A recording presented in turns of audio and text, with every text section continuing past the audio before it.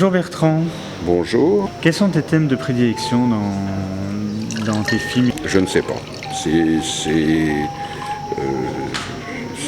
pense que c'est aux gens qui sont payés pour écrire dessus qui doivent les chercher. Moi, je ne cherche pas.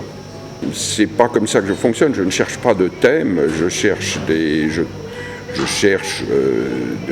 des personnages, des situations, soit à travers des livres, soit dans des sujets originaux. Et puis, je vois où cela m'entraîne.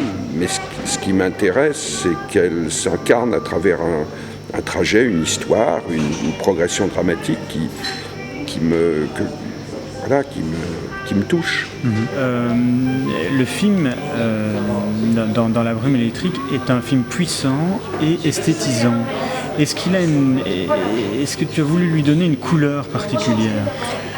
Oui, bien sûr, j'ai voulu donner d'abord un vrai style de film noir. Donc il fallait remplacer les bayous par un monde rural et il fallait trouver le même équivalent.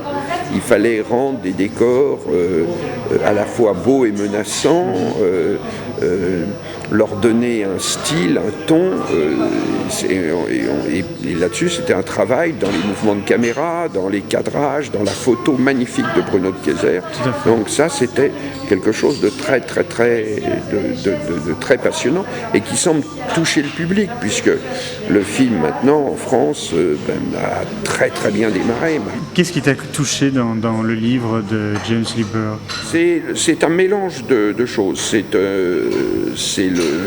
C'est la quête d'un personnage, c'est ce qu'est ce personnage. Là, et puis c'est le monde dans lequel il vit qui m'intéresse et que dans l'occurrence, que je ne connaissais pas du tout. La Louisiane du Sud, ça c'était pour moi un pays qui était mystérieux, inconnu.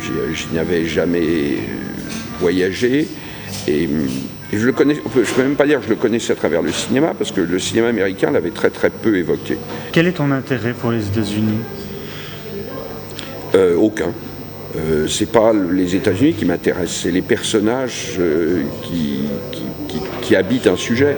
Oui. C'est à nouveau les personnages, c'est pas un décor. Non. C'est toujours. Non.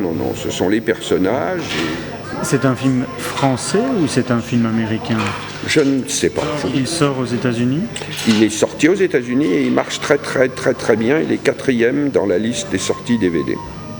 Ah, il est sorti donc en DVD? Oui, comme un tiers des films. Donc la prochaine fois, tu feras un film avec Brad Pitt pour être Non, sûr.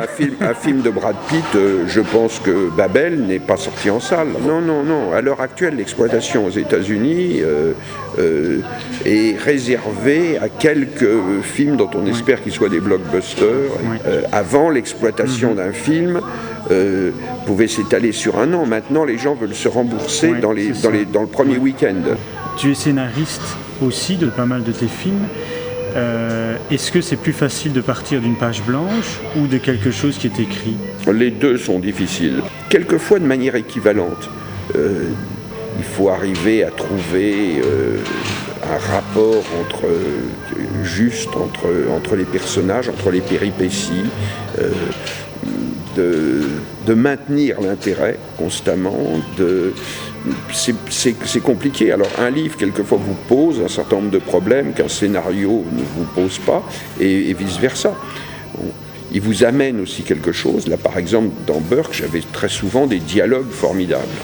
De tous les films que tu as produits, est-ce qu'il y en a un dans tes souvenirs qui sort du lot? Il y en a, bien sûr. Dans beaucoup de mes derniers films, des films comme Ça commence aujourd'hui ou L'Appât, oui, j'y songe avec beaucoup d'affection.